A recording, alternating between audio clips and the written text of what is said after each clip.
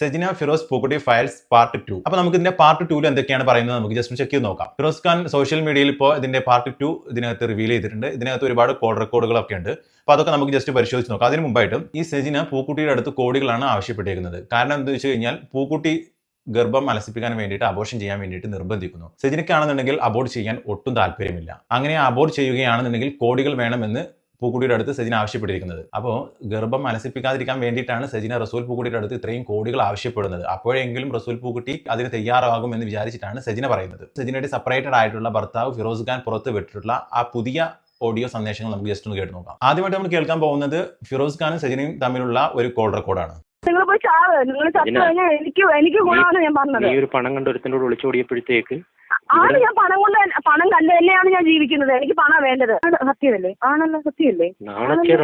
നിക്കാരം കഴിഞ്ഞു. നിങ്ങൾ ഞാൻ നോക്കിയോ ഫേസ്ബുക്കിൽ എന്റെയും എന്റെ ഭർത്താവിന്റെ ഫോട്ടോ ഞാൻ ഇട്ട് ഇടാൻ പോവാ. അയ്യോ, നീ ഫേസ്ബുക്കിൽ ഇടല്ലേ, നാണം കെട്ടിയ ചാവും കേട്ടോ. എന്തിന്? അതാ പറഞ്ഞ പോയി ചാവ്, നിങ്ങൾ പോയി ചാവ്, നിങ്ങൾ പോയി. അതാണ് ഏറ്റവും ഞാൻ നല്ലത്. ഏറ്റവും നല്ലത് നിങ്ങൾ ചാവുന്നതായിരിക്കും ഏറ്റവും നല്ലത്. കൊച്ചുങ്ങളെ ഇട്ടിട്ട് ഒളിച്ചോടി പണക്കാരൻ്റെ കൂടെ പോയിട്ട് ജീവിക്കുന്നതാണോ ശരി സജിന? ആണ്. ഞാൻ ഇടപെട്ടെ, എനിക്ക് എന്റെ സുഖങ്ങളാണ് വലുത്. ഏത് ലെവലിൽ ഞാൻ കളിക്കുമെന്ന് എന്നെ എന്റെ ലെവലിൽ വിട്ടേക്ക്. ഞാൻ കേസ് കളിക്കാൻ വേണ്ടി നിൽക്കുമോ? നിങ്ങൾ എന്ത് വിചാരിക്കുന്നത്? ഏത് ലെവലിൽ ഞാൻ എന്ത് വളരെ പക്വമായിട്ടാണ് ഫിറോസ് ഖാൻ ഇതിനകത്ത് സംസാരിക്കുന്നത്. മറിച്ച് സെജിൻ എന്താണ് പറയുന്നത്? എനിക്ക് എന്റെ സുഖങ്ങളാണ് വലുത്, മാത്രമല്ല എന്നെ എന്റെ ലെവലിന് വിട്ടേക്കുക എന്നൊക്കെയാണ് സെജിൻ ഇതിനകത്ത് പറയുന്നത്. ഈ കോൾ റെക്കോർഡ് കേൾക്കുന്ന ഏതൊരാൾക്കും മനസ്സിലാവും ഇവിടെ ആരുടെ സൈഡിലാണ് ന്യായം എന്നുള്ള കാര്യങ്ങളൊക്കെ. പിന്നീട് ഫിറോസ് ഖാൻ റസൂൽ പൂക്കുട്ടിയുടെ കുടുംബ വീട് സന്ദർശിക്കുന്നുണ്ട്. അഞ്ചാലുള്ള കുടുംബ വീടാണ് സന്ദർശിക്കുന്നത്. അവിടെ പോയിട്ട് റസൂൽ പൂക്കുട്ടിയുടെ സഹോദരങ്ങളെ കണ്ട് സംസാരിക്കുന്നുണ്ട് ഈ കാര്യങ്ങളൊക്കെ. ഈ റസൂൽ പൂക്കുട്ടിയുടെ സഹോദരങ്ങൾ പറഞ്ഞാലെങ്കിലും സെജിൻ അനുസരിക്കും എന്ന് ഉള്ള ഒരു തോന്നൽ കൊണ്ടാണ് ഫിറോസ് ഖാൻ അവിടെ പോയിട്ട് സംസാരിക്കുന്നത്. അപ്പോൾ ഫിറോസ് ഖാൻ അഞ്ചാളുള്ള കുടുംബ വീട്ടിൽ പോയിട്ട് സംസാരിക്കുന്നുണ്ട്. അത് ജസ്റ്റ് ഒന്ന് കണ്ടു നോക്കാം.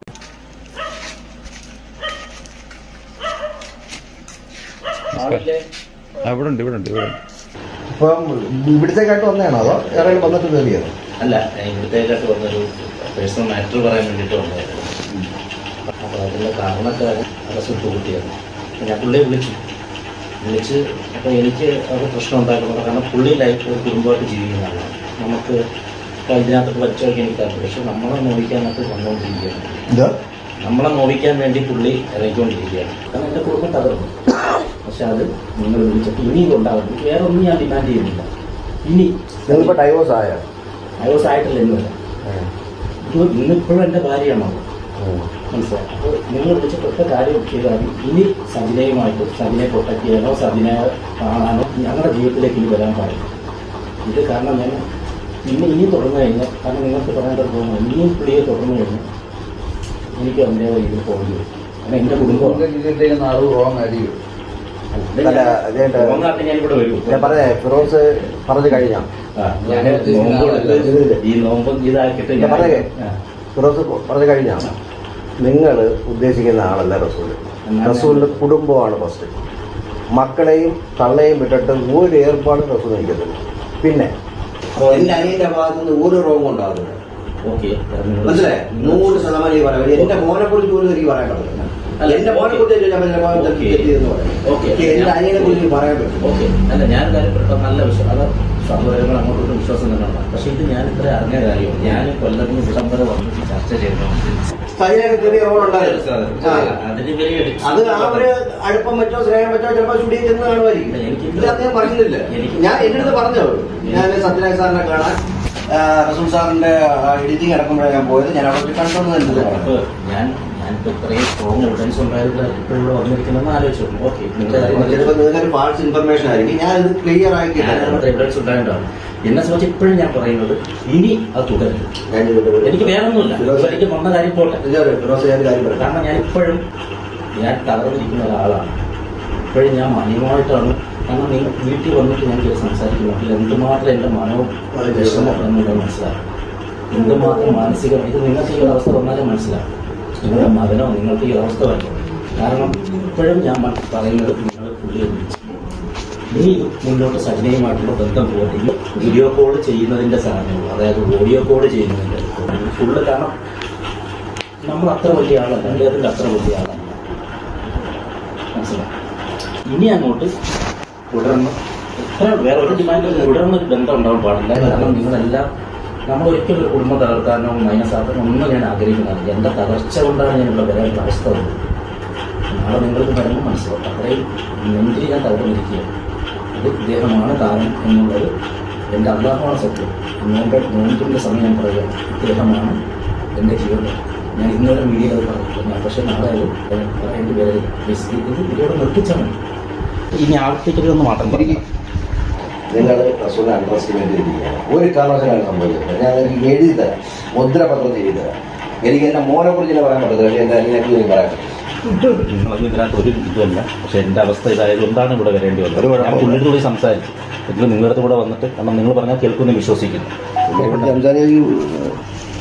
ഇതിനകത്ത് റസൂൽ പൂക്കുട്ടിയുടെ സഹോദരൻ പറയുന്നത് എന്താ വെച്ച് കഴിഞ്ഞാൽ, എനിക്ക് എൻ്റെ മകനെക്കുറിച്ച് എനിക്ക് പറയാൻ പറ്റത്തില്ല, പക്ഷേ എൻ്റെ സഹോദരനെ കുറിച്ച് എനിക്ക് ഉറപ്പ് പറയാൻ പറ്റും. അങ്ങനെയൊന്നും റസൂലിൻ്റെ ഭാഗത്തു നിന്നും ഒന്നും സംഭവിക്കത്തില്ല. റസൂൽ പൂക്കുട്ടിയെ ഒരിക്കലും അണ്ടർ എസ്റ്റിമേറ്റ് ചെയ്യരുത്. ഒരു നോമ്പിൻ്റെ സമയത്താണ് തോന്നുന്നു ഫിറോസ് ഖാൻ അവിടെ ചെന്നിട്ടുള്ളത്. അപ്പോൾ ഫിറോസ് ഖാൻ്റെ അടുത്ത് ചോദിക്കുന്നുണ്ട്, നിങ്ങൾ ഇങ്ങോട്ടായിട്ട് വന്നതാണോ അതോ വേറെ എന്തെങ്കിലും വഴിക്ക് പോയപ്പോൾ വന്നതാണോ? അപ്പോൾ ഫിറോസ് ഖാൻ പറയുന്നുണ്ട്, ഇങ്ങോട്ടായിട്ട് തന്നെ വന്നതാണ്. നിങ്ങൾ പറഞ്ഞു കഴിഞ്ഞാൽ അനുസരിക്കും. ഇനി ഒരിക്കലും റസൂൽ പൂക്കുട്ടിയുടെ സൈഡിൽ നിന്ന് ഇതുമായി ബന്ധപ്പെട്ടുള്ള യാതൊരു വിധത്തിലുള്ള ഡിസ്റ്റർബൻസ് ഉണ്ടാവരുത്. നിങ്ങൾ പറഞ്ഞാൽ അനുസരിക്കും എന്നാണ് ഫിറോസ് ഖാൻ അവിടെ പോയിട്ട് പറയുന്നത്. പിന്നെ ഫിറോസ് ഖാൻ തന്നെ പറയുന്നുണ്ട്, റസൂൽ പൂക്കുട്ടിക്ക് കേരളത്തിലെ എല്ലാ ജില്ലകളിലും പെണ്ണുങ്ങളുമായിട്ട് റിലേഷൻഷിപ്പ് ഉണ്ട്. അതിനുള്ള ഒരു ഉദാഹരണം കൂടി അദ്ദേഹം ഇതിനകത്ത് തന്നെ പങ്കുവെക്കുന്നുണ്ട്. പിന്നെ മാത്രമല്ല, ഇദ്ദേഹത്തെ ഒരിക്കലും പോയി കഴിഞ്ഞാൽ കിട്ടില്ല. എന്തോ ഒരു ചലച്ചിത്ര അക്കാദമിയുടെ എന്തോ ഒരു ഫെസ്റ്റിവൽ നടക്കുന്ന സമയത്താണ് റസൂൽ പൂക്കുട്ടിയെ കാണുന്നതും അത് നേരിട്ട് പോയിട്ട് കാര്യങ്ങളെല്ലാം പറയുന്നതും തൻ്റെ പ്രശ്നങ്ങൾ പറയുന്നതും. ഇനി ഒരിക്കലും അത്തരത്തിലുള്ള പ്രശ്നങ്ങൾ തൻ്റെ സൈഡിൽ നിന്ന് ഉണ്ടാവരുത് എന്നും ഫിറോസ് ഖാൻ അദ്ദേഹത്തിൻ്റെ അടുത്ത് റിക്വസ്റ്റ് ചെയ്യുന്നുണ്ട്. അപ്പോൾ നമുക്ക് അത് ജസ്റ്റ് ഒന്ന് കണ്ടു നോക്കാം. ഓരോ ജില്ലയിൽ ഓരോ ലേഡീസ് ഉണ്ട്. പിന്നെ ഇത് കേരളത്തിൽ മാത്രം സംഭവമാണ്. അപ്പോൾ പുറത്തുള്ള കാര്യം ഒന്ന് ആലോചിച്ച് നോക്കുക. അങ്ങനെ ഇവനെ എനിക്ക് കണ്ടു കിട്ടുന്നതെന്ന് പറഞ്ഞാൽ ചലച്ചിത്ര അക്കാദമിയിലെ ചെയർമാനാണല്ലോ. അങ്ങനെ അതിൻ്റെ ഒരു ഫെസ്റ്റിന് ഇവനവിടെ വരുമ്പോഴാണ് ഞാൻ ആ സ്റ്റേജിൽ ചെന്ന്. അന്ന് ഫ്രണ്ട് നിരയിൽ സജിനെ ഇരിപ്പുണ്ട് അവിടെ. ഞാൻ ഇവനോട് വരുന്നതെന്ന് അറിഞ്ഞുകൊണ്ട് നേരെ കയറി സ്റ്റേജിൽ കയറി. അപ്പോഴത്തേക്ക് സജിനെ ഞാനോട്ടൊക്കെ ഓൾമോസ്റ്റ് പിരിഞ്ഞ്, ഓൾമോസ്റ്റ് അല്ല ഈ അടുത്തിടയ്ക്കല്ലേ ഓൾറെഡി പിരിഞ്ഞ് തന്നെ നിൽക്കുകയാണ്. പക്ഷേ ഇവൻ ഇത്ര ഡാമേജ് ചെയ്തിട്ട്, കാരണം എത്ര പ്രാവശ്യം അവനെ വിളിച്ച് പറഞ്ഞ് എൻ്റെ വീട്ടിൽ പോയി ഇതെല്ലാ പ്രോസസ്സുകളും അന്നോട്ടേ ഈ 4 വർഷമായിട്ട് നടന്നുകൊണ്ടിരുന്നതായിരുന്നു. എന്നിട്ട് ഞാൻ അവൻ്റെ അടുത്ത് എന്ന് പറഞ്ഞു, അതിനകത്ത് കയറി ഞാൻ അവൻ്റെ അടുത്ത് പറഞ്ഞു, നീ എനിക്കിട്ട് പണി തന്നിട്ട് പറ്റാണുങ്ങളൊക്കെ വെറും കിഴങ്ങന്മാരാണെന്നുള്ള നിൻ്റെ ഈ തോന്നൽ, നീ എന്തായാലും കുടുംബമായിട്ട് സുഖമായിട്ട് ജീവിക്കില്ലേ, അത് നാളെ ഒരിക്കൽ ഇതെല്ലാം കണ്ടുകൊണ്ട് മേളിലൊരാളുണ്ട്, അയാൾ ഉറപ്പായിട്ടും നിനക്ക് പണി തരുമെന്ന് ഞാൻ പറഞ്ഞു. അപ്പോഴും ഞാൻ വിചാരിക്കുന്നില്ല ഇന്ന് ഇങ്ങനെ വന്നൊരു വീഡിയോ ചെയ്യേണ്ടി വരുമെന്നുള്ളത്. ഈ വീഡിയോ ചെയ്യാനുള്ള കാരണവും ഇവർ തന്നെയാണ്. അതൊരു പക്ഷേ ദൈവം അങ്ങനെ ആക്കിപ്പിച്ചിട്ട് എന്നെ കൊണ്ട് ഇത് ചെയ്യിപ്പിക്കുകയായിരിക്കും. പിന്നെ ഫിറോസ് ഖാൻ ഇതിനകത്ത് പറയുന്നുണ്ട്, റസൂൽ പൂക്കുട്ടിക്ക് നല്ല ഇൻഫ്ലുവൻസ് ഉണ്ട്. അത് ഏത് മേഖലയിലാണെന്നുണ്ടെങ്കിലും നല്ല പിടിപാടുള്ള ഒരു വ്യക്തി തന്നെയാണ് റസൂൽ പൂക്കുട്ടി എന്ന് പറയുന്നത്. മാത്രമല്ല ഫിറോസ് ഖാൻ ഇതിനകത്ത് പറയുന്നുണ്ട്, ഈ റസൂൽ പൂക്കുട്ടി എന്ന് പറയുന്നത് ഒരു ക്രിമിനൽ ആണ് എന്ന് പറയുന്നത്. അപ്പോൾ അതിനെക്കുറിച്ച് ഫിറോസ് ഖാൻ എന്താണ് പറയുന്നത് ജസ്റ്റ് ഒന്ന് കണ്ടുപോകാം. അതുപോലെ തന്നെ ഈ റസൂലിൻ്റെ ഇൻഫ്ലുവൻസ് ചെറിയ ഇൻഫ്ലുവൻസ് ഒന്നുമല്ല.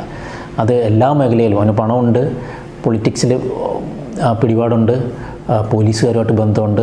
അതിലെ ഒരു ഇരയാണ്. ഒരുപാട് ഇരകളുണ്ട് എങ്കിലും നമ്മൾ ഒരു ചെറിയൊരു വാർത്തയിനിടയ്ക്ക് കണ്ടിരുന്ന ഒരു BMW സജിനയ്ക്ക് മേടിച്ച് കൊടുത്തിട്ട് അതിന് 8 ലക്ഷം 8.5 ലക്ഷത്തിന് അങ്ങോട്ട് മേടിച്ചു കൊടുത്തില്ല, ബാക്കി 1 ലക്ഷം സംതിങ് അങ്ങോട്ട് കൊടുക്കാതെ പറ്റിച്ചു. അങ്ങനെ ഇവരെ സ്ഥിരം വിളിക്കുമ്പോഴത്തേക്ക് അവനെ വരട്ടിക്കൊണ്ടിരുന്നു. അങ്ങനെ ലാസ്റ്റ് എറണാകുളത്ത് വെച്ചിട്ട് ആ വണ്ടി അവൻ വന്ന് എടുത്തുകൊണ്ട് പോയി. കാരണം ഒബ്വിയസ്ലി കാശ് ആകെപ്പാട് ചെറിയ ലാഭം അവന് കിട്ടത്തുള്ളായിരുന്നു. അങ്ങനെ ആ 1 ലക്ഷത്തി സംതിങ് പൈസ കൊടുത്തിട്ട് വണ്ടി എടുത്തു എന്ന് പറഞ്ഞിട്ട് ആ വണ്ടി എടുത്തുകൊണ്ട് പോയി. അങ്ങനെ റസൂലിൻ്റെ ക്രിമിനൽ ബുദ്ധി ഒന്ന് ആലോചിച്ച് നോക്കണം. കാരണം അവൻ ആ കേസ് കൊടുത്തതെന്ന് പറഞ്ഞാൽ വണ്ടി എടുത്തുകൊണ്ട് പോയപ്പോൾ അതിൽ 6 പവൻ സ്വർണ്ണം ഉണ്ടായിരുന്നു. അത് ഇയാൾ അടിച്ചു മാറ്റി എന്ന് പറഞ്ഞിട്ട് മോഷണം എന്ന് പറഞ്ഞിട്ട് കേസ് കൊടുത്തിട്ട് 14 ദിവസം ആ 2 പേര്, അതായത് ഒരു അൻവറും കൂടെ ഡ്രൈവറായിട്ട് വന്ന ആളും 14 ദിവസം ജയിലിലായിരുന്നു. എന്നിട്ട് ഇവർ എല്ലാ ആഴ്ചയും ഇപ്പം വന്നിട്ട് എറണാകുളത്ത് വന്നിട്ട് ഒപ്പിട്ട് കൊടുക്കണം സ്റ്റേഷനിൽ. അതിലൊരാൾ അയാളുടെ വിസയുടെ കാലാവധി കഴിഞ്ഞ് ഗൾഫിൽ പോകേണ്ടുള്ള ആളായിരുന്നു. അയാളുടെ ലൈഫ് നശിപ്പിച്ചു. ഈ റസൂൽ പൂക്കുട്ടിയും സജിനയുടെ ഉമ്മയായിട്ട് സംസാരിക്കുന്ന ഒരു കോൾ റെക്കോർഡ് ഫിറോസ് ഖാൻ പുറത്തുവിട്ടുണ്ട്. അത് ജസ്റ്റ് നമുക്ക് കേട്ട് നോക്കാം. റസൂൽ പൂക്കുട്ടിയും സജിനയുടെ ഉമ്മയും സജിനയുമായിട്ട് സംസാരിക്കുന്ന ഒരു ഓഡിയോ. ബൈബിൾ പ്രകാരം അത് ദൈവമാണ്, അത് ദൈവം ചെയ്തോളും, ഞാൻ ഇനി ഒന്നും ചെയ്തെന്നും പറഞ്ഞ് അവൻ ഒഴിഞ്ഞു മാറി. അപ്പൊ ഞാൻ പറഞ്ഞു, നീ DAയും കൂടെ ഒന്ന് പറഞ്ഞു മനസ്സിലാക്കി, എന്തുകൊണ്ടാണ് DA ഇത്ര ചൂടായിരിക്കുന്നത് മനസ്സിലാക്കണം. അന്നമ്മയുടെ സംഭവം എനിക്ക് മനസ്സിലാക്കാൻ പറ്റും, പക്ഷെ DAയുടെ കാര്യം അത് ഞാൻ പറഞ്ഞു മനസ്സിലാക്കാം എന്ന് പറഞ്ഞ് തിരിഞ്ഞതാണ്. അപ്പൊ ഞാൻ ഈ ഒരു വാക്ക് പറഞ്ഞത് കൊണ്ടാണ് അവൻ ഇങ്ങനെ സ്റ്റാൻഡ് എടുത്തത്.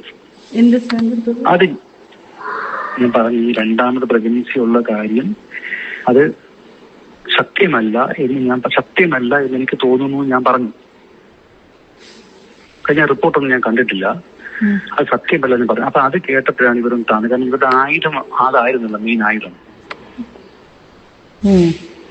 ഈ കാര്യം ഞാൻ സംസാരം മതി എന്റെ അബദ്ധത്തിൽ ഞാനൊന്ന് പറഞ്ഞു പോയത് ഭയങ്കര ചൂടാകുന്നു. അവളോട് പറയാം ചൂടാകാതെ ഒന്ന് ഞാൻ ഇതിന്റെ ഒരു പോസിറ്റീവ് സൈഡ് മനസ്സിലാക്കാൻ പറയും. അല്ല ഞാൻ ഒരു കാര്യം പ്രസൂട്ടി, നമ്മൾ മക്കളോട് ബോധിപ്പിക്കേണ്ട ആവശ്യമില്ല. എന്തിനെ നമ്മൾ മറ്റുള്ളവരോട് നമ്മളിപ്പോ മീഡിയയിൽ പറയല്ലോ. തൽക്കാലം ഉണ്ടായിരിക്കുന്ന ഒരു വലിയ വിഷയം ഒന്ന് ശാന്തമാക്കാൻ ഞാൻ ചെറിയൊരു കാര്യം പറഞ്ഞേ ഉള്ളൂ. അത് അങ്ങനെ മാത്രം എടുത്താൽ മതി. ഇപ്പൊ ഞാൻ ഷാജിയോട് കാര്യം പറഞ്ഞിട്ടില്ലല്ലോ. അതുപോലെ ഒരു ചെറിയൊരു നമ്മളത് ഒരു തൽക്കാലം കുറച്ച് സമയത്തേക്ക് ഒന്ന് മൂടി വയ്ക്കുന്നു, അത്രേ ഉള്ളൂ.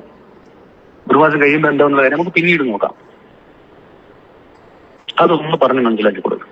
അല്ല ഞാൻ പിന്നെ ഒരു കാര്യം പറഞ്ഞു, ഞാൻ സത്യം നേരിട്ട് ഞാൻ ചോദിക്കുകയാണ്. ഇപ്പം എന്താണ് നിങ്ങൾ ഇതിപ്പം നേരെ പോകാൻ പറ്റുന്ന സ്ഥിതിയിലാണോ റസൂൽക്കുട്ടി പോകുന്നത്? എന്താ വെച്ചാൽ എനിക്ക് നേരത്തെ അറിഞ്ഞാൽ അതിനുള്ള വഴി ഒപ്പിക്കാനും എന്തെങ്കിലും അത് പറഞ്ഞ് മനസ്സിലാക്കി കൊടുത്തും എന്തെങ്കിലും ചെയ്യാൻ വേണ്ടി ഞാൻ പറയുന്നത്. ഇപ്പം ഇവള് പറഞ്ഞാൽ ഒന്ന് തണുത്ത് വരുമ്പം റസൂൽക്കുട്ടിയുടെ വായിന്ന് ഞാൻ അയാളെ വിളിച്ച് ഇങ്ങനെ പറഞ്ഞു, അന്നമ്മയെ വിളിച്ച് ഇത് പറഞ്ഞ്, ഇതൊക്കെ വലിയൊരു വിഷയത്തിൽ പിന്നെ സജന താഴെ നിൽക്കുന്നോ വിചാരിക്കുന്നത്? ഞാൻ 100% വാക്കുകളാണ്. ഞാൻ അന്നമ്മയോ ഇവളുടെ കൂട്ടുകാരികളോ അച്ചായനോ ഇവൾക്ക് എതിരായിട്ട് നിൽക്കുന്ന ഒരു മനുഷ്യനുമായിട്ടും സംസാരിക്കുന്നില്ല. ഞാൻ ഇന്നലെ മുതൽ സംഭവം നിർത്തി. ഓക്കെ, അത് കൂടുതൽ ഡാമേജ് ഉണ്ടാക്കാൻ ചെയ്തുകൊണ്ടിരിക്കുന്നത്. ഇവൾക്ക് ഏറ്റവും ഉതകുന്ന തരത്തിലുള്ള സപ്പോർട്ട് കൊടുക്കുക എന്നുള്ളതാണ് എന്റെ ഉദ്ദേശം. അത് റസൂൽ പൂക്കുട്ടി പറഞ്ഞ വളരെ സത്യമാണ്. ഇവൾക്ക് വേണ്ടുന്ന സപ്പോർട്ട് കൊടുക്കുക എന്നാണ് റസൂൽ പൂക്കുട്ടിയുടെ ലക്ഷ്യം. നല്ല സപ്പോർട്ടാണ് ഇപ്പോൾ റസൂൽ പൂക്കുട്ടി കൊടുത്തുകൊണ്ടിരിക്കുന്നത്. അതുപോലെ തന്നെ ഒറ്റയ്ക്കാണ്. ശരി, എത്രയും പെട്ടെന്ന് ഒരു ലീഗൽ സംഭവം എടുത്തിട്ട് ഇവനെതിരെ കേസ് ഫയൽ ചെയ്യുക. ഫിറോസിനെതിരെ ഈ വീഡിയോകൾ ഇങ്ങനെ ഇട്ടിട്ട് ഇവരുടെ അഭിമാനം നശിപ്പിക്കാതെ അതിനെതിരെ നിർത്തുക. ഇവൻ ഡൈവോഴ്സ് തരുന്നില്ല എന്ന് പറഞ്ഞ് ഒരു കേസ് ഇങ്ങനെയുള്ള കാര്യങ്ങൾ ചെയ്ത് ഇതെല്ലാം ഞാൻ കൂടെ നിൽക്കാം. ശരി, അതെല്ലാം ചെയ്ത് കുഴപ്പമില്ല. അതെല്ലാം ഞാൻ എനിക്കിപ്പോ പറയാനുള്ള അറിയാം, അതൊക്കെ മനസ്സിലായി, നമുക്ക് മനസ്സിലാവുന്നുണ്ട്. പക്ഷെങ്കിൽ ഞാൻ പറയുന്നത് എന്താന്ന് വെച്ചാൽ ഇപ്പം വീണ്ടും ആയി എന്നുള്ള തെളിവ് എനിക്ക് മനസ്സിലായി.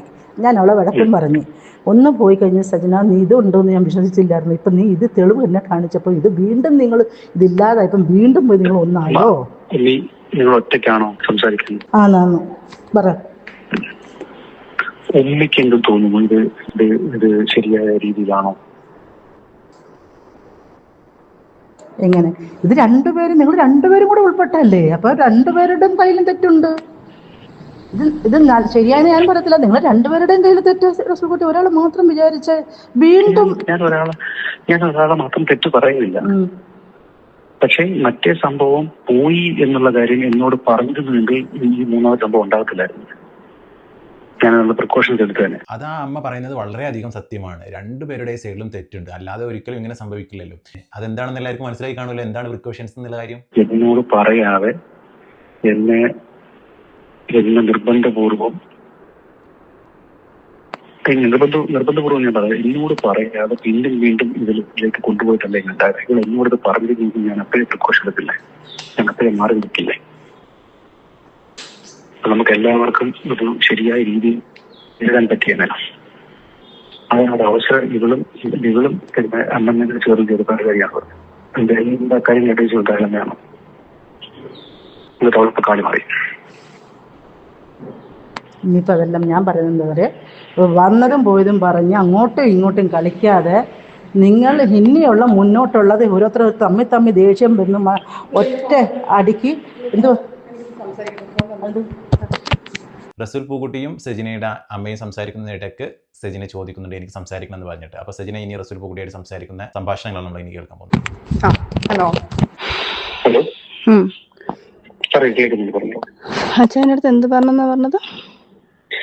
ഞാൻ അച്ചായനോട് അച്ചായൻ എന്തുകൊണ്ട് അങ്ങോട്ട് മാറി ഇവരുമായിട്ട് ചേർന്നു. കാര്യം അച്ചായൻ നമ്മളെ സംസാരിക്കുന്നത് എന്നെ കോൺസ്റ്റന്റ് ആയിട്ട് അച്ചായൻ ഫോളോ കേട്ടില്ല. പിന്നെ അത് ചെയ്യുന്നുണ്ടോ ഇത് ചെയ്യുന്നുണ്ടോ നല്ല കാര്യങ്ങൾ ചോദിച്ചുകൊണ്ടിരുന്നു. എനിക്കത് വളരെ പിന്നീടാണ് മനസ്സിലായത് അച്ചായൻ ആക്ച്വലി എന്നെ വലിച്ചു പിന്നീടാണ് മനസ്സിലായത്.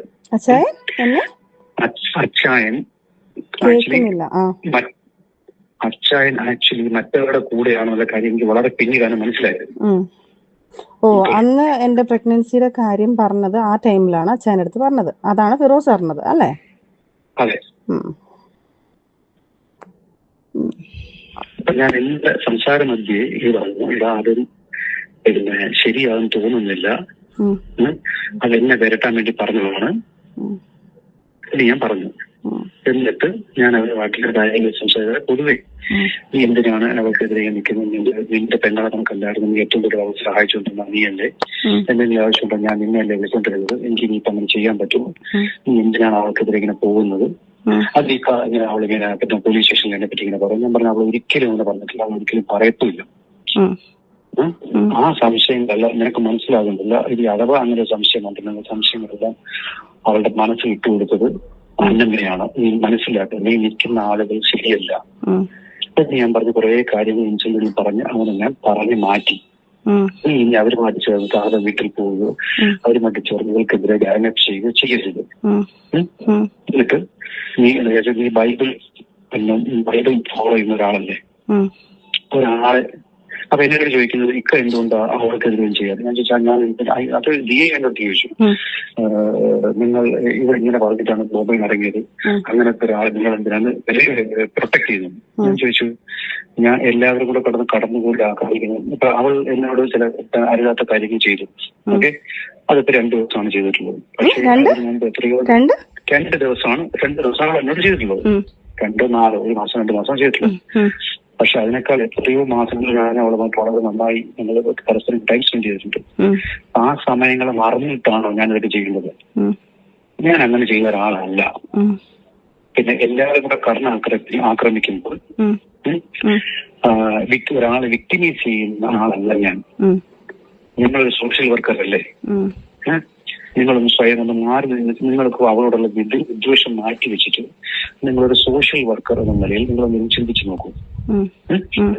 നിങ്ങൾ ഒരാളെ ഇങ്ങനെ കടന്നാക്രമിക്കൂ, ഒരു സ്ത്രീയെ, അബലയായ ഒരു സ്ത്രീയെ, ഒറ്റയ്ക്ക് ഒരു സ്ത്രീയെ ആക്രമിക്കാൻ നിങ്ങൾ കൂട്ടുനിൽക്കൂ എന്ന് ചോദിച്ചാൽ അവളൊന്നും ഒതുങ്ങി. അവൾ ഒതുങ്ങി. കൂടെ സജിനയുടെ അമ്മയെയും അതുപോലെ തന്നെ സജിനയും കൺവിൻസ് ചെയ്തുകൊണ്ടിരിക്കുകയാണ് കേസ്. അപ്പൊ നമുക്ക് ഇത് കൺവിൻസ് ആവുമോ ഇല്ലേ നമുക്കൊന്ന് കണ്ടു നോക്കാം. അവൾ ഒതുങ്ങി. അപ്പൊ എനിക്ക് ഈ 2 പേരെ ഒതുക്കാൻ പറ്റുമോ? അന്നമ്മയായിട്ട് എനിക്ക് സംസാരിക്കാനേ പറ്റത്തില്ല. പറയുന്നത് എന്തും അവൾ നമുക്കെതിരെ ഉപയോഗിക്കും. അതുകൊണ്ട് അന്നമ്മയായിട്ട് ഒന്നും സംസാരിച്ചില്ല. ഇവർ 2 പേരോട് എന്റെ സംസാരിച്ചു. ആ സംസാരം അവിടെ നിർത്തി. ഓക്കെ, ഞാനത് പറയാനുള്ളൊരു കാര്യം, ഇവരുടെ ഫിറോസിന്റെ കയ്യിൽ ഏറ്റവും വലിയ ആയുധമാണ് നീ പ്രഗ്നന്റ് ആണെന്നുള്ളത്. ഓക്കെ, പ്രഗ്നൻസി പോയി എന്നുള്ള കാര്യം അവർക്കറിയാം. അന്നമ്മ സബ്സ്റ്റിറ്റ്യൂട്ട് ചെയ്തിട്ടുണ്ട്. ഓക്കെ, അപ്പൊ ഇപ്പൊ ഈ 2ാമതുള്ള പ്രഗ്നൻസി അത് സത്യമല്ല, നീ എന്നെ പേടിപ്പിക്കാൻ പറഞ്ഞതാണ് എന്ന് പറഞ്ഞപ്പോ എല്ലാത്തിന്റെയും കൊമ്പൊടുങ്ങി. അത് അങ്ങനെ തന്നെ നിക്കട്ടെ. നീ എന്തിനാ അവര് നിന്നെ ഗ്യാങ് അറ്റാക്ക് ചെയ്തുകൊണ്ടിരിക്കുകയാണ്, തെളിവുകൾ ഉണ്ടാക്കി സൊല്യൂഷൻ സപ്ലൈ ചെയ്തുകൊണ്ടിരിക്കുകയാണ്. ദിയയും അച്ചായനും ഇപ്പൊ എനിക്ക് തോന്നുന്നത് എന്താണെന്നറിയോ റസൂൽ? അല്ലല്ല, എനിക്ക് ഇപ്പം തോന്നുന്നത് ഇക്കാണ് ഞങ്ങളുടെ ഇടയ്ക്ക് നിന്ന് ഡ്രാമ കളിക്കുന്നതെന്ന് ഇപ്പം എനിക്ക് തോന്നുന്നുണ്ട്. ഇപ്പം എന്നെ അച്ചായനും തിരുത്തിക്കുക, എന്നെയും അന്നമ്മയും തിരുത്തിക്കുക, എന്നെയും ദിയയും തിരുത്തിക്കുക എന്ന് എനിക്ക് ഇപ്പം തോന്നുന്നുണ്ട്. എനിക്കറിയത്തില്ല.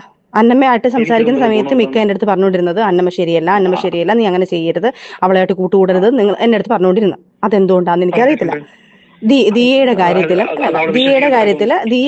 ഇപ്പൊ ഒന്നും പറഞ്ഞിട്ടില്ല. ദിയയുടെ കാര്യത്തിൽ ഇപ്പൊ പറഞ്ഞ അവൾ എന്തുകൊണ്ട് ഇങ്ങനെ ചെയ്തതെന്ന് എനിക്ക് അറിയത്തില്ല എന്ന് തന്നെ പറഞ്ഞിട്ടുള്ളത്. അച്ചായന്റെ കാര്യത്തിലും ഞാൻ ഈ കാണിക്കുന്നത് കാര്യം കൊണ്ടാണെന്ന് പറഞ്ഞിട്ടുണ്ട്.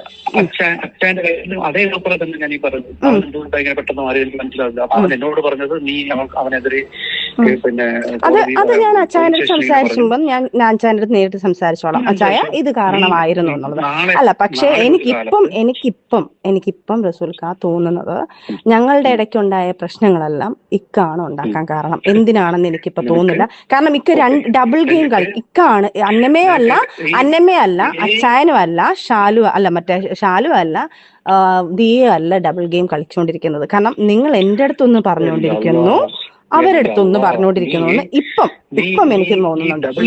ഈ ഡബിൾ ഗെയിം എന്ന വാക്ക് നീ ഉപയോഗിച്ചിട്ട് അതുകൊണ്ടാണല്ലോ കാരണം അവൾ അന്ന് എൻ്റെ അടുത്ത് പറയുന്നുണ്ട്, സജന ഇക്ക നീ സംസാരിക്കുന്ന കണക്കല്ല, നിന്റെ അടുത്ത് സംസാരിക്കുന്ന കണക്കല്ല സജന, ഞങ്ങളുടെ അടുത്ത് സംസാരിക്കുന്ന നീ മനസ്സിലാക്കും മോളെ എന്ന് എൻ്റെ അടുത്ത് അന്നമ്മ പറയുമ്പോൾ പോലും ഞാൻ അന്നമ്മയല്ല വിശ്വസിച്ച പാവം അവൾ. ഇപ്പൊ എനിക്ക് തോന്നുന്നു അവൾ വെറും പാവമാണ്, ഇതിനകത്ത് നിങ്ങൾ ഗെയിം കളിച്ചുകൊണ്ടിരുന്നതാണെന്ന് ഇപ്പൊ എനിക്ക് മനസ്സിലാവുന്നുണ്ട്. ചെന്ന് കയറി കൊടുക്കുന്നല്ല, നിങ്ങൾ നിങ്ങളിപ്പോൾ ഇതുപോലെ അവിടെ നിന്ന് അവരുടെ അടുത്ത് ഒന്ന് പറയുന്നു, എൻ്റെ അടുത്ത് ഒന്ന് പറയുന്നു, അവരുടെ അടുത്ത് ഒന്ന് പറയുന്നു, എൻ്റെ അടുത്ത് ഒന്ന് പറയുന്നു. ഇതാണ് ഇവിടെ നടന്നുകൊണ്ടിരുന്നത്. ഈ നിമിഷം എനിക്ക് മനസ്സിലായിട്ടുണ്ട്. പിന്നെ നിങ്ങളെ രണ്ടാമത് കുഞ്ഞുണ്ടായത്, ആദ്യം ഒരു കുഞ്ഞിനുണ്ടാക്കി എനിക്ക് അബോർട്ട് ചെയ്ത് തന്നു. അബോർട്ട് ചെയ്ത് ഞാൻ അത് അബോർട്ട് ചെയ്ത് കളഞ്ഞു. രണ്ടാമത് ഈ പൂർണ്ണമായപ്പം അത് 2 മാസം കഴിഞ്ഞപ്പോൾ പോയി എന്നുള്ളത് സത്യം തന്നെയാണ്. അപ്പം എനിക്ക് ഓൾറെഡി ആ കുഞ്ഞിനെ നിങ്ങൾ പ്രൊട്ടക്ട് ചെയ്യാൻ തുടങ്ങിയതും, നിങ്ങൾ എനിക്ക് മെഡിസിൻ മേടിച്ചും തരാൻ തുടങ്ങിയതും, എന്നെ ആ കുഞ്ഞിന് വേണമെന്നുള്ളൊരു തീരുമാനം നമ്മൾ മ്യൂസിലെടുത്ത് കഴിഞ്ഞപ്പോൾ എനിക്ക് നിങ്ങളൊരു കുഞ്ഞിന് ആവശ്യമാണ്.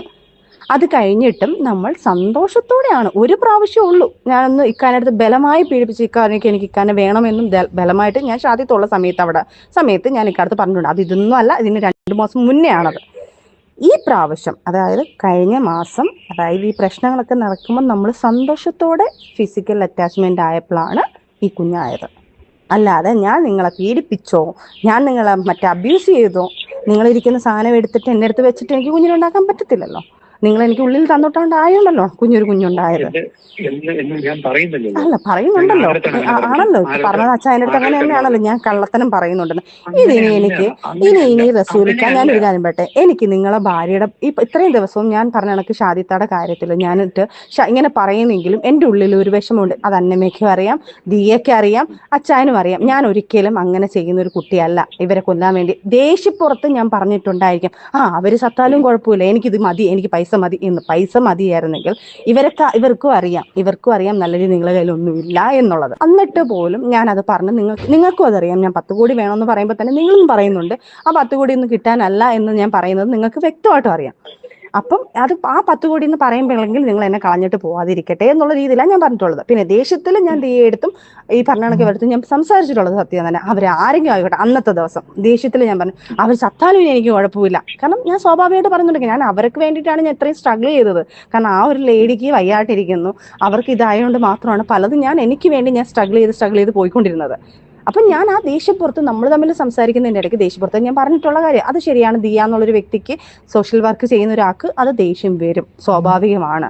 കാരണം അത് ഒരു ലേഡിയെ കുറിച്ച് പറയുമ്പോൾ മേ ബി ദേഷ്യം വന്നത് അതായിരിക്കും. അന്നമ്മയും ഞാനും ഉള്ള പ്രശ്നം ഇത് സംസാരിച്ചപ്പോൾ അന്നമ്മ പോവണ്ടെന്ന് പറഞ്ഞ സമയത്ത് ഞാൻ അവിടെ നിന്നതും ആ സമയത്തുള്ള സംസാരങ്ങൾ ഉണ്ടായ സംഭവങ്ങളാണ് അന്നമ്മയെ ട്രിഗർ ചെയ്ത്. ആ സമയത്ത് ഞാൻ ദിയയെടുത്ത് സംസാരിച്ചുകൊണ്ടിരുന്ന സമയത്ത് തന്നെ അന്നമ്മയാണ് കളിക്കുന്നതെന്നുള്ള ട്രിഗറിങ് എനിക്ക് ഭയങ്കരമായിട്ട് തന്നിട്ടുണ്ട്. അന്നമ്മയാണ് ശരിയല്ല. അപ്പോഴെല്ലാം ഞാൻ ആ ട്രിഗറിലാണ് ഞാൻ അന്നമ്മയടുത്ത് ദിയയെടുത്ത് സംസാരിച്ചുകൊണ്ട് അന്നമ്മ ഫോൺ എടുത്തിട്ട് അന്നമ്മ എൻ്റെ അടുത്ത് കൂടായപ്പോൾ ഞാൻ പറഞ്ഞു, അന്നമ്മ നീ ഡബിൾ ഗെയിം കളിക്കല്ലേ അന്നമ്മ എന്ന് പറഞ്ഞ ആ ഒരു വാക്കിലാണ് അന്നമ്മയ്ക്ക് ഭയങ്കരമായിട്ട് കൊണ്ടത്. അവളും എൻ്റെ കൂടെ നല്ല രീതിയിൽ നിന്നാണെന്ന് ഇപ്പം എനിക്ക് ബോധ്യം വരുന്നുണ്ട്. അന്നമ്മയും കളിച്ചുകൊണ്ടിരുന്നതല്ല. അന്നമ്മയും അന്ന് തൊട്ട് എൻ്റെ ഉമ്മയെടുത്താലും എൻ്റെ അടുത്ത് പറയുന്നത്, റസൂലൊക്കെ നിങ്ങൾ വിചാരിക്കുന്ന ഒരു വ്യക്തിയല്ല, ഞങ്ങളുടെ അടുത്ത് പറയുന്നത് വേറെ, നിൻ്റെ അടുത്ത് പറയുന്നത് വേറെ, ഞങ്ങളുടെ അടുത്ത് മോളെ നീ വിശ്വസിക്കല്ലേ, ഞങ്ങൾ റസൂലിക്കാനെ അളന്നുകൊണ്ടിരിക്കുകയാണ് എന്ന് അന്നമ്മ പറഞ്ഞത് കറക്റ്റാണെന്ന് ഇപ്പം എനിക്ക് മനസ്സിലാക്കാം. കാരണം ഇപ്പം എന്നെക്കുറിച്ച് എൻ്റെ ഫ്രണ്ട്സിൻ്റെ അടുത്ത് അവരുടെ അടുത്ത് പറയുന്നത് ഞാൻ രണ്ടാമതും പ്രഗ്നൻ്റ് ആണെന്നുള്ളത് തെളിയിച്ചത് ചുമ്മാതെയാണെന്നുള്ളത്. അവൾ വീണ്ടും എന്നെ ഭീഷണിപ്പെടുത്തുന്നു. അപ്പൊ ഞാൻ അവിടെ ആരായി? ഞാൻ ഭീഷണിപ്പെടുത്തുന്നു എന്ന് പറയുമ്പോൾ അവരുടെ കയ്യിൽ കൊടുക്കുമ്പോൾ ഇനി ഇക്കാടന്റെ ഓവർ കുബുദ്ധിയാണ് നിങ്ങളെ ലൈഫിൽ ഇപ്പോഴും. ഞാൻ പറഞ്ഞോട്ടെ എന്ത് ഞാൻ പറഞ്ഞോട്ടെ, നിങ്ങളെ ഓവർ കുബുദ്ധിയാണ് നിങ്ങളെ ലൈഫിൽ നമ്മളെ കാര്യം വരെ പുറത്ത് വന്നതും എൻ്റെ ഫ്രണ്ട്സിന്റെ അടുത്ത് എനിക്ക് ഇങ്ങനെ സംസാരിക്കേണ്ട അവസ്ഥകൾ വന്നതും ഇതെല്ലാം നിങ്ങളെ ഓവർ കുബുദ്ധി, നിങ്ങളുടെ കുബുദ്ധി കാരണം. ഇനി ഇതിനകത്ത് പറയുന്നുണ്ട്, ആദ്യം ഒരു കുഞ്ഞുണ്ടായി, റസൂലിക്ക അത് അബോർട്ട് ചെയ്ത് കൊടുത്തു, പിന്നെ രണ്ടാമതൊരു കുഞ്ഞുണ്ടായി എന്നും ഇതിനകത്ത് സെജിന തന്നെ പറയുന്നുണ്ട്. അപ്പോൾ എല്ലാവർക്കും കുട്ടി ഉണ്ടായി എന്നുള്ള കാര്യത്തിൽ എല്ലാവർക്കും വ്യക്തമാണല്ലോ ഗർഭിണിയായി എന്നുള്ള കാര്യം. ഈ ഷാദിത്ത ഉള്ള സമയത്താണെന്ന് പറയുന്നുണ്ടല്ലോ, ഈ ഷാദിത്ത എന്ന് പറയുന്നത് റസൂൽ പൂക്കുട്ടിയുടെ വൈഫാണ്. പുള്ളിക്കാരിയാണെന്നുണ്ടെങ്കിൽ ക്യാൻസർ ബാധിച്ച് കിടക്കുന്ന ഒരു രോഗിയും കൂടെയാണ് എന്നാണ് ഫിറോസിന്റെ സംസാരത്തിൽ നിന്ന് മനസ്സിലാക്കാൻ കഴിഞ്ഞത്. ഈ ഷാദിത്തയോട് ഇത് സജിനക്ക് പറയണം, ഇങ്ങനെ രണ്ടാമത് ഗർഭിണിയാണ്, പ്രഗ്നൻ്റ് ആണെന്നുള്ള കാര്യം. അപ്പോൾ ഈ ഷാദിത്ത ഇത് കേട്ട് കഴിഞ്ഞാൽ ആ വൈഫിൻ്റെ ഒരു മാനസികാവസ്ഥ നമ്മൾ മനസ്സിലാക്കണം. കാരണം സെജിന പറയുന്നത് 10 കോടിയാണ് കേസ്, 1-2 കോടിയല്ല, 10 കോടിയാണ് ആവശ്യപ്പെടുന്നത്. പക്ഷേ എനിക്ക് വേറൊരു കാര്യം മനസ്സിലായി, ഈ സെജിന എന്ന് പറയുന്നത് അവിഹിതമാണെന്നുണ്ടെങ്കിലും ഒരു ഹെൽത്തി ആയിട്ടുള്ള ഒരു അവിഹിതം തന്നെയാണ്. ആ കുട്ടി ഒരുപാട് സ്ട്രഗിൾ ചെയ്തിട്ടുണ്ട്. റസൂൽ പൂക്കിയുടെ രോഗത്തിൽ കിടക്കുന്ന ആ വൈഫിനെ അറിയിക്കാതിരിക്കാൻ വേണ്ടിയിട്ട് സെജിന ഒരുപാട് സ്ട്രഗിൾ ചെയ്തിട്ടുണ്ട്. ആ പറഞ്ഞത് വളരെ നല്ലൊരു കാര്യമാണെന്ന് എനിക്ക് തോന്നുന്നത്. അവിഹിതമാണെന്നുണ്ടെങ്കിലും ആ കുട്ടി ഒരുപാട് സ്ട്രഗിൾ ചെയ്യുന്നുണ്ട് ഇതിനകത്ത്. ഇതൊന്ന് വേറെ ആരെയും വേദനിപ്പിക്കാതെ നല്ല രീതിയിൽ ജീവിക്കാൻ വേണ്ടിയിട്ട്. ഇതിൻ്റെ പാസ്റ്റ് ഫ്യൂച്ചറൊക്കെ വേറെ, പക്ഷേ പ്രസൻറ്റിൽ അവരെടുക്കുന്ന ആ ഓരോരോ ഡിസിഷൻസും അവരുടെ ഓരോ കാര്യങ്ങളും കാണുമ്പോഴേ കുറച്ചും കൂടെ നല്ല ആത്മാർത്ഥത ഉണ്ടെന്ന് എനിക്ക് തോന്നിപ്പോകുന്നു. ഇക്കാടെ ഓവർ കുബുദ്ധിയാണ് നിങ്ങളെ ലൈഫിൽ ഇപ്പോഴും. ഞാൻ പറഞ്ഞോട്ടെ എന്ത് ഞാൻ പറഞ്ഞോട്ടെ, നിങ്ങളെ ഓവർ കുബുദ്ധിയാണ് നിങ്ങളെ ലൈഫിൽ നമ്മളെ കാര്യം വരെ പുറത്ത് വന്നതും എൻ്റെ ഫ്രണ്ട്സിന്റെ അടുത്ത് എനിക്ക് ഇങ്ങനെ സംസാരിക്കേണ്ട അവസ്ഥകൾ വന്നതും ഇതെല്ലാം നിങ്ങളെ ഓവർ കുബുദ്ധി, നിങ്ങളുടെ കുബുദ്ധി കാരണം. ഇനി എനിക്ക് റസൂലിക്ക എത്രയോ നാളുകളായിട്ട് നീ നിന്റെ കൂട്ടുകാരത്ത് പറഞ്ഞോണ്ടിരിക്കുന്ന കാര്യമാണ്. എന്ത് പറഞ്ഞോണ്ടിരിക്കുന്ന കാര്യമാണ്? എന്തോന്ന് നീ തന്നെയാണ് ആണല്ലോ പറയണ്ട, അന്ന് മറച്ചു വെക്കേണ്ട കാര്യങ്ങളൊന്നും അല്ലല്ലോ, ഞാൻ തന്നെയാണ് എല്ലായിടത്തും പറഞ്ഞത്. അതവിടെ നിൽക്കട്ടെ. അപ്പൊ ഞാൻ പറഞ്ഞു എന്നും ഞാനിത് ഉപയോഗിച്ചു എന്നും ഞാൻ എന്റെ കൂട്ടുകാരത്തിൽ ഇന്നത് പറഞ്ഞു ഞാൻ പറഞ്ഞത് തെറ്റാണ്. അല്ല ഇപ്പൊ അച്ഛനെ കോൺഫിഡൻസ് ഇട്ടിട്ട് അല്ല എനിക്ക് നിങ്ങൾ ചെയ്യാൻ പറ്റുന്ന കാര്യം, എടാ ഞാൻ എൻ്റെ കയ്യിൽ നിന്ന് ഇങ്ങനെയൊക്കെ കയ്യിൽ നിന്ന് പോയിട്ടുണ്ട്, ഞാൻ അവളെ ഇതായിട്ടുണ്ട്, എനിക്ക് അച്ചായൻ്റെ അടുത്തും ഷാലുവിൻ്റെ അടുത്തായാലും അച്ചായൻ്റെ അടുത്തായാലും ദിയെ അടുത്തായാലും അന്നമ്മ അടുത്തായാലും ഇനി എനിക്ക് നേരിട്ട് കാര്യങ്ങൾ പറഞ്ഞേ പറ്റത്തുള്ളൂ. ഇതിനകത്ത് നടന്ന പ്രശ്നങ്ങളെല്ലാം റസൂലിക്കാണ് ഉണ്ടാക്കിയത്. അത് ഇപ്പം എനിക്ക് ബോധ്യമായിട്ടുണ്ട്. എനിക്ക് എൻ്റെ ഫ്രണ്ട്സിന് വേണം. എനിക്കിപ്പോൾ അവരില്ലെങ്കിൽ ലൈഫിൽ എന്നെ ഞങ്ങൾ അകത്തി ഞങ്ങൾ ഇത്രയും ശത്രുക്കളാക്കിയത് റസൂലിക്കാണ് എന്നുള്ളത് ഇപ്പം എനിക്ക് ബോധ്യമായി. അന്നമ്മ എൻ്റെ അടുത്ത് പറഞ്ഞ കാര്യങ്ങൾ കറക്റ്റാണ്, അന്നമ്മ പറഞ്ഞുകൊണ്ടിരുന്ന കാര്യങ്ങൾ കറക്റ്റ് ആണെന്ന് ഇപ്പൊ എനിക്ക് ബോധ്യമായി. അന്നമ്മ മോളെ നിന്നെ കുറിച്ച് പറയുന്നത് നീ വിശ്വസിക്കും, നീ മണ്ടേ പോലെ നിക്കല്ലേ മോളെ, അവൾ എന്നെ മോളെ എന്ന് വിളിച്ചിട്ടുള്ളൂ, അവൾ എന്നെ സിസ്റ്ററിനെ പോലെ കണ്ടിട്ടുള്ളത്, അതിപ്പോ എനിക്ക് മനസ്സിലാവുന്നുണ്ട്. പിന്നെ അച്ചായന്റെ അടുത്തുള്ള എന്റെ തെറ്റിദ്ധാരണയായിരുന്നു, അതും എന്റെ തെറ്റിദ്ധാരണയിൽ വന്നു പോയതാണ്. അത് ഞാൻ അച്ചായന്റെ അടുത്ത് മാപ്പ് പറയാം, എന്റെ ബ്രദറിനെ വലിയ കണ്ടിട്ടുള്ളൂ. പിന്നെ ദിയെ അടുത്തും ഈ ഒരു ദിയക്ക് ഇത് ട്രിഗർ ചെയ്ത് ഇതായിരിക്കും.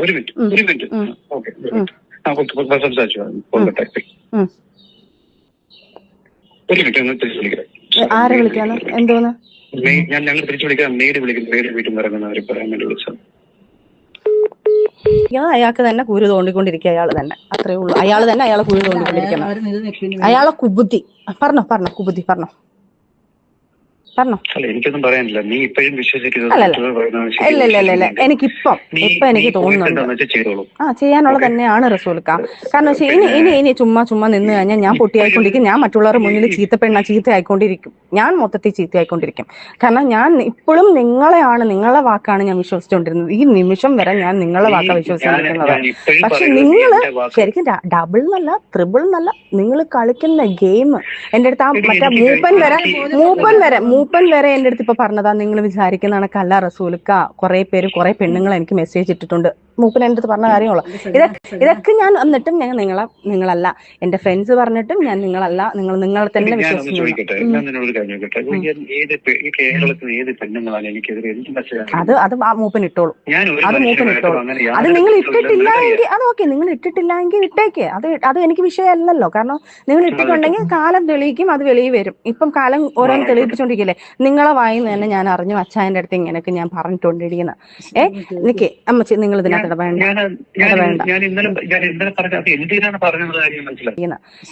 നിക്ക് അമ്മച്ചി നിങ്ങൾ ഇതിനകത്ത് എന്തിനാണുള്ള പറഞ്ഞ കാര്യങ്ങൾ എന്റെ ഫ്രണ്ട്സിനെ എന്നെ ഒതുക്കിയിട്ട് നിങ്ങൾക്ക് ഞാൻ എന്തെങ്കിലും ഒരു വീഡിയോ ഇട്ട് കഴിഞ്ഞാൽ, ഞാൻ എന്തെങ്കിലും ഒരു വീഡിയോ ഇട്ടാലും, ഞാൻ എന്തെങ്കിലും ഒരു സാധനം വെളിയിൽ ഇട്ട് കഴിഞ്ഞാൽ നിങ്ങൾക്ക് സേഫ് ആവണം അല്ലേ? അതാണല്ലോ റസൂൽക്ക നിങ്ങളെ വൈഫിന്റെ അടുത്ത് പറഞ്ഞേക്ക് പ്രഗ്നന്റ് കാര്യം പറഞ്ഞേ പറ്റത്തുള്ളൂ റസൂൽക്ക. ഇനി എനിക്ക് ഇനിയിപ്പോ എനിക്ക് എനിക്ക് പറ്റത്തില്ല. ഞാൻ അതായത് റസൂൽ പൂക്കുട്ടിയുടെ ലീഗലിയുള്ള വൈഫ്, അതാണ് ഷാദി. ആ ഷാദിയത്തെ അടുത്ത് അവിഹിതത്തിലുണ്ടായ കുഞ്ഞിൻ്റെ കാര്യം പറയണമെന്ന്. അവർക്ക് ഒന്നാമതേ ക്യാൻസറായിട്ടുള്ള ഒരു പേഷ്യൻ്റാണ്. അതൊക്കെ പറഞ്ഞ് അവർ എത്രയോ ക്ഷമിക്കുന്നുണ്ട്. എല്ലാം ഞാൻ നിങ്ങൾ കുടുംബക്കാരെ വിടാം. എന്നിട്ട് ഇയാൾ നമ്മളിന്ന് സംസാരിച്ചതിന് ശേഷമല്ലേ ഇയാൾ അവരെ വിളിച്ചിട്ട് ഇങ്ങനെ സംസാരിച്ചത്? ഇത് അതിനുശേഷമാണ് അയാൾ സംസാരിച്ചത്. എന്റെ ഫ്രണ്ട്സിനെ വിളിച്ചിട്ട് എന്നെ കുറിച്ച് കുറ്റം പറഞ്ഞ അച്ചായന്റെ അടുത്ത് വിളിച്ച് പറഞ്ഞു കൊടുക്കുന്നു, ഇങ്ങനെയാണ് ദിയെ അടുത്ത് പറഞ്ഞു കൊടുക്കുന്നു, ഇങ്ങനെയാണ്. അതല്ല ഞാൻ പറഞ്ഞത്, നമ്മളിത്ര ഈ തീരുമാനം എടുത്തല്ലോ. അന്നേരം ഇയാൾ നല്ല കുഞ്ഞ് കാണിക്കാൻ എന്തിനാണ് അവിടെ കിടന്ന് കാണിച്ചുകൊണ്ടിരിക്കുന്നത്? ഞാൻ എന്റെ അടുത്ത് പുള്ളിയുടെ അടുത്ത് പറഞ്ഞു, ഞാൻ അടുത്ത കള്ളത്തരം കൊണ്ട് വന്നിട്ടുണ്ട്, ഞാൻ അടുത്ത പ്രഗ്നന്റ് ആണെന്ന് പറഞ്ഞു.